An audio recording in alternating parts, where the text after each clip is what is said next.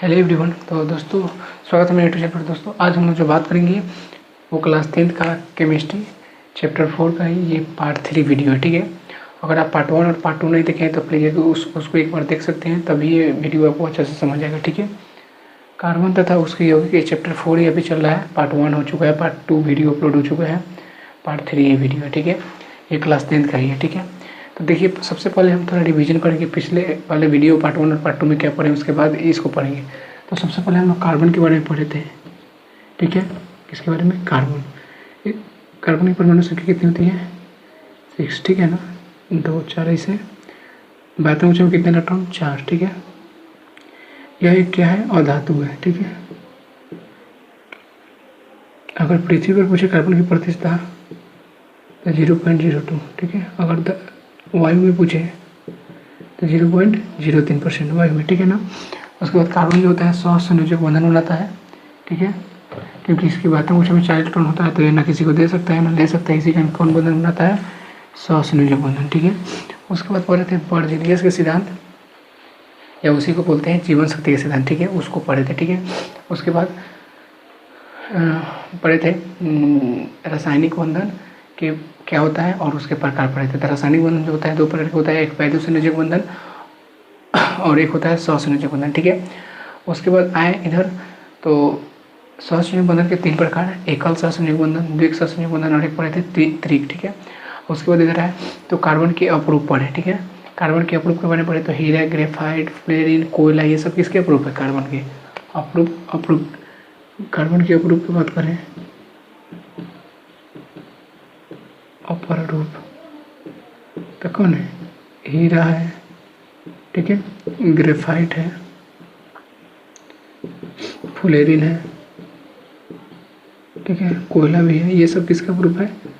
Carbon की। ये तीनों के बारे में ज़्यादा पढ़े थे। इसको C60 द्वारा प्रदर्शित किया जाता है। इसका फॉर्मूला का है, सूत्र का है तो C60 होता है। ठीक है ना, ये जो होता है सुचालक होता है अधातु होते हुए भी, ये क्या होता है? कुचालक होता है।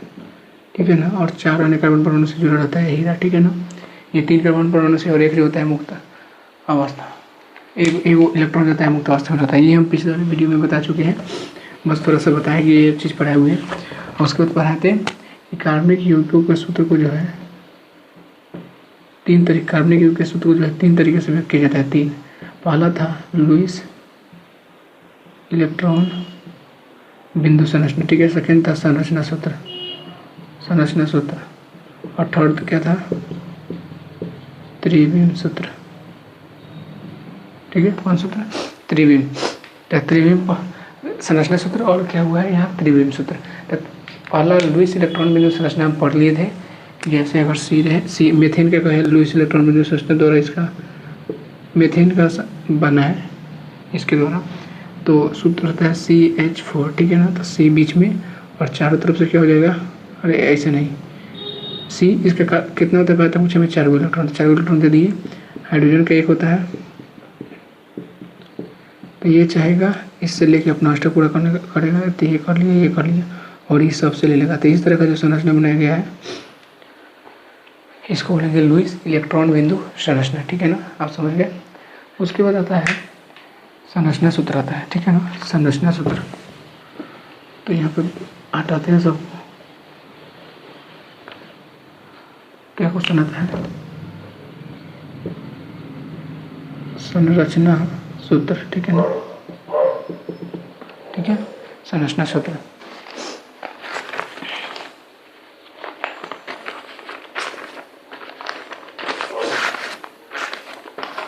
देखिए संरचना, इसमें 2 परमाणुओं के बीच, इसमें 2 परमाणुओं के बीच, ठीक है, 2 परमाणुओं के बीच बंधे इलेक्ट्रॉन को एक रेखा मतलब कि बॉन्ड, बॉन्ड का ऐसे चित्र ऐसे द्वारा दर्शाया जाता है। ठीक है, जैसे उदाहरण में एग्जाम्पल में बात करें, जैसे बोल दें मेथेन का संरचना सूत्र बना है मीथेन, सूत्र होता है CH4, ठीक है ना। तो सबसे पहले कार्बन बीच में रहने देंगे और उसके बाद चारों तरफ से क्या लग जाएगा, हाइड्रोजन। तो ये किसका सूत्र हो गया, मीथेन का, ठीक है ना, संरचना सूत्र। तो इसी तरह संरचना सूत्र बनता है। अगर उसी में बात की जाए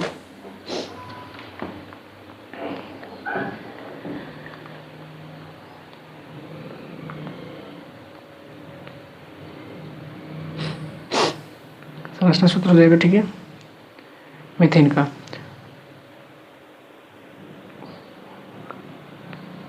और इसी तरह बात की जाए एथेन का संरचना सूत्र है एथेन,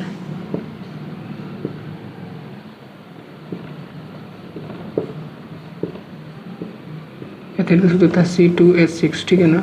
तो सबसे पहले 2 कार्बन ले लेंगे, ठीक है, और चारों तरफ से क्या करेंगे, मतलब तीनों तरफ से क्या करेंगे, हाइड्रोजन को सजा देंगे। था H H H H और H, यहाँ जो बॉन्ड लगा हुआ है ये यही क्या है, इसका संरचना सूत्र दर्शा रहा है, ठीक है ना। तो इस तरह संरचना सूत्र बनते हैं। अगर उसी तरह प्रोपेन की बात करें, प्रोपेन यानी प्रोपेन C3H8, तो C3 को ले लेंगे, देखिए C3 को, और उसके बाद हाइड्रोजन सब तरह जहाँ जहाँ खाली है वहाँ हाइड्रोजन लगा देंगे, H H H H H H H H, ठीक है ना।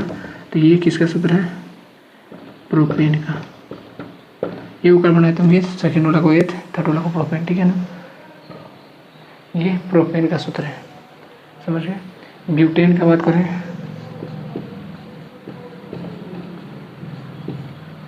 ठीक है ना, ब्यूटेन का तो 4 को कार्बन लेंगे और हाइड्रोजन सब जगह लगा देंगे, ठीक है ना, यहाँ यहाँ यहाँ यहाँ यहाँ यहाँ यहाँ, ठीक है ना। तो ये आप देख सकते हैं, ये था संरचना सूत्र, ठीक है ना। उसके बाद एक आता है त्रिविम सूत्र।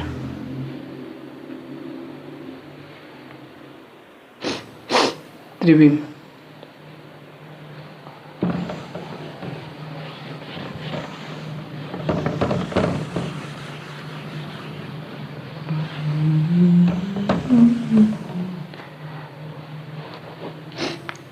थर्ड में क्या आता है,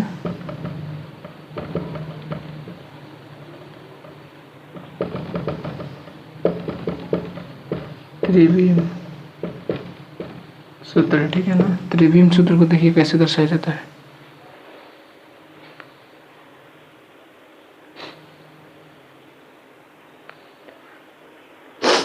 त्रिविम सूत्र। त्रिविम सूत्र इसको अगर दर्शाया है, बात की जाए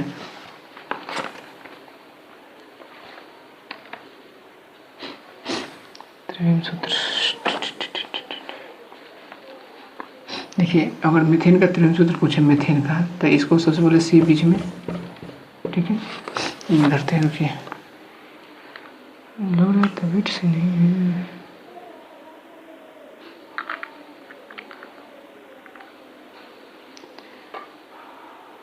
C बीच में हुआ, ठीक है। इधर कर देंगे, इधर H, ठीक है, इधर साइड में H, इधर थोड़ा रहेगा ना, ऐसे टाइप पे रहेगा, ऐसे थोड़ा बनाया हुआ, और इधर भी H रहेगा और इधर भी क्या रहेगा, H रहेगा, ठीक है ना। ये किस त्रिविम सूत्र का ऐसे ही बनाया रहेगा स्ट्रक्चर, ठीक है ना। ये आकृति जो है त्रिविम सूत्र का आकृति ऐसे ही रहेगा, ठीक है ना। तो ये त्रिविम सूत्र था। तो कार्बनिक यौगिक का सूत्र हुआ, यहाँ पे थोड़ा सा चौड़ा रहेगा, यहाँ पे वैसे टाइप में चौड़ा भाग, कोई दिक्कत ये पूछता नहीं है। संरचना सूत्र में महत्वपूर्ण नहीं है, कुछ आने वाला नहीं है। सबसे महत्वपूर्ण क्या है, संरचना सूत्र, ठीक है। तो आप देखिए इस तीनों को, थोड़ा एक बार आप इस तीनों को देख सकते हैं। उसके बाद अब अगला आता है, ठीक है ना। अब ये खत्म हुआ तीनों का प्रकार।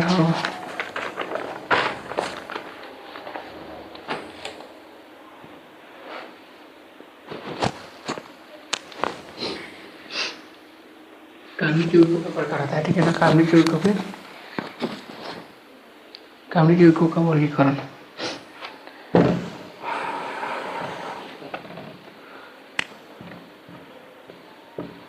कार्बनिक यौगिकों का वर्गीकरण, ठीक है ना, वर्गीकरण ये सबसे इम्पोर्टेंट है। जैसे आगे भी जाइएगा तो केमिस्ट्री 3 भागों में, फिजिकल चेंज, फिजिकल केमिस्ट्री, उसके बाद organic chemistry, inorganic chemistry, organic 3 भागों में बढ़ जाता है, तो उसका स्पेशल पढ़ना है। तो इसलिए ये बहुत इंपॉर्टेंट है, कार्बनिक यौगिकों का वर्गीकरण जो पढ़ेंगे हम लोग अभी। देखिए इसका सबसे पहले कार्बनिक यौगिक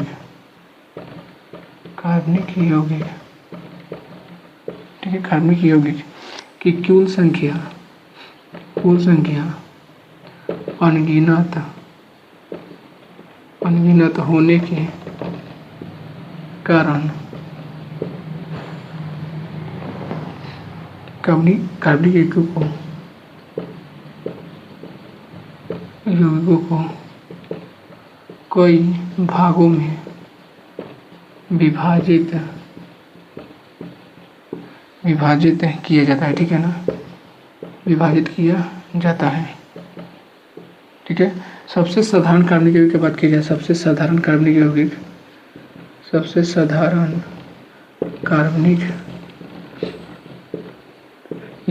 कौन है? सबसे साधारण कार्बनिक यौगिक कौन है? हाइड्रोकार्बन कहलाते हैं। सबसे हाइड्रोकार्बन कहलाते हैं। ठीक है ना, हाइड्रोकार्बन जो होता है हाइड्रोजन और कार्बन के संयोग से मिलकर बनता है। हाइड्रोजन और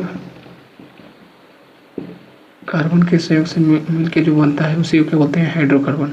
हाइड्रोजन और किसके साथ मिलकर बनेगा? कार्बन के साथ। ठीक है, अब देखिए हाइड्रोकार्बन को ही बांटेंगे कितने भागों में। ठीक है ना, तो चलिए हाइड्रोकार्बन को बांटते हैं। ठीक है, इसको मिटाते हैं। देखिए सबसे पहले हाइड्रोकार्बन लिखते हैं। ये हाइड्रोजन और कार्बन से संयोग से बना है हाइड्रोकार्बन।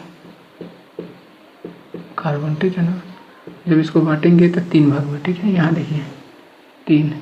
एक होता है एलिफैटिक।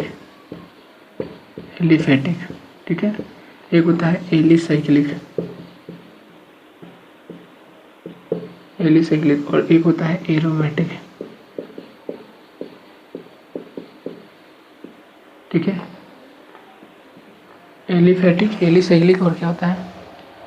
एरोमेटिक होता है। ठीक है ना, तो हाइड्रोकार्बन का विभाग 3, एलिसाइक्लिक, एरोमेट्रिक और क्या हो जाएगा? एरोमेटिक। ठीक है ना, अब एलिफैटिक के जो होता है 2 भाग। एलिफैटिक का वो 2, एक होता है संतृप्त हाइड्रोकार्बन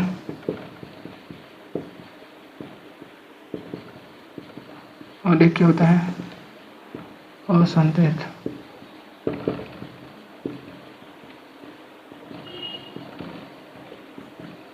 हाइड्रोकार्बन। देखिए इसमें आता है एल्केन को जो बोलते हैं पैराफिन बोलते हैं, एल्केन का पैराफिन। और इसमें 2 आ जाता है, एक होता है एल्कीन और एक आता है एल्काइन। ठीक है ना, एल्काइन। इसको बोल सकते हैं ओलिफिन और इसको बोलते हैं एसिटिलीन।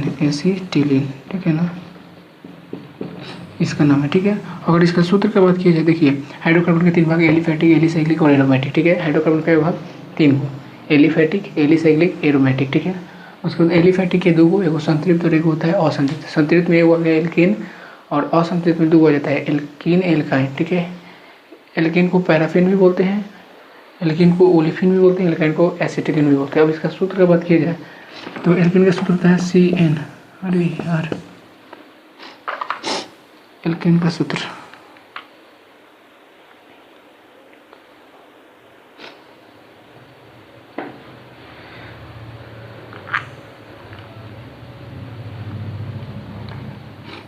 एल्केन का सूत्र हो जाएगा CnH2n +2 हो जाएगा। ठीक है, इसमें हो जाएगा CnH2n, इसमें हो जाएगा -CnH2n -2। मतलब इसमें जोड़ो 2 जोड़ना है, छोड़ो 2 छोड़ देना है, घटाओ, जोड़ो छोड़ो घटाओ, जोड़ो छोड़ो घटाओ। तो इसमें 2 जोड़ना है 2 घटाना है। CnH2n खाली याद कर लेना है, तो इसमें जोड़ना है एल्केन में छोड़ना है 2 को, एल्काइन में घटा देना है। ठीक है, तो ये एल्काइन था। एक बार इसको आप स्क्रीनशॉट ले सकते हैं या देख सकते हैं ऐसे।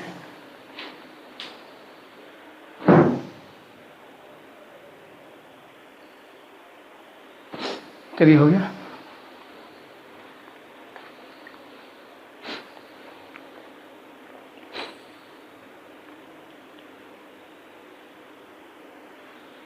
हो गया ये, हटा।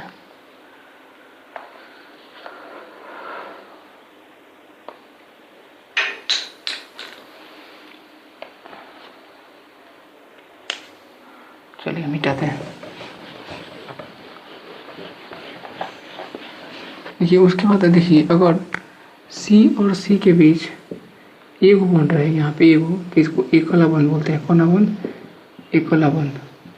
अगर सी और सी के बीच दो रहे तो इसको बोलते हैं द्वितीय बंध, ठीक है ना, द्वितीय बंध। अगर सी और सी के बीच तीन को रहे, मतलब तीन को रहे तो इसको क्या बोलेंगे? तृतीय बंध। क्या बोलेंगे? तृतीय बंध। एक को रहेगा तो एकल, दो को रहता द्विक, तीन को रहता त्रि, ठीक है ना, इसको आबंध बोलते हैं, ठीक है ना। ये समझने के लिए संतृप्त और संतृप्त जब पढ़ेंगे तो उस टाइम अगर कार्बन और कार्बन के बीच एक बॉन्ड रहेगा तो उसको बोलेंगे एकल बंध, अबंध। दो को रहेगा तो द्वितीय बंध, तीन को रहेगा तो तृतीय बंध, और तीन को से नहीं, तीन तक रहेगा तो तृतीय बंध, ठीक है ना। उसके बाद आता है संतृप्त हाइड्रोकार्बन, किसे कहते हैं? पहला है संतृप्त हाइड्रोकार्बन किसे कहते हैं, ठीक है ना। तो यहाँ देखिए इसका परिभाषा हो जाएगा, जिस हाइड्रोकार्बन में कार्बन और कार्बन के बीच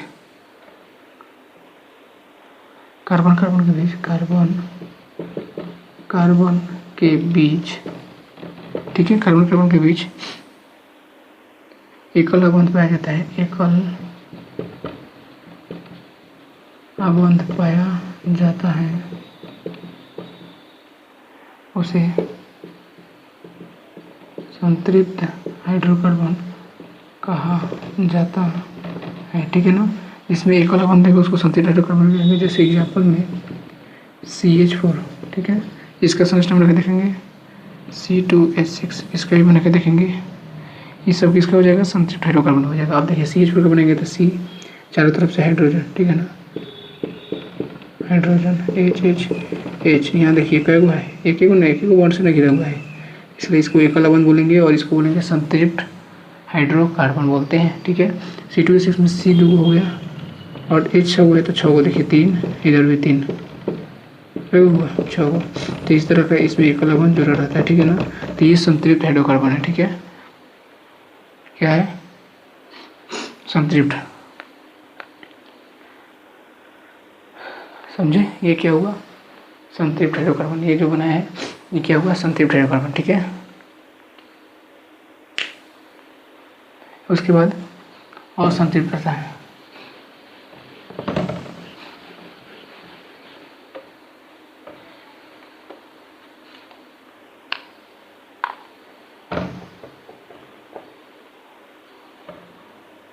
असंतृप्त, ठीक है, असंतृप्त। देखिए जिस हाइड्रोकार्बन में ठीक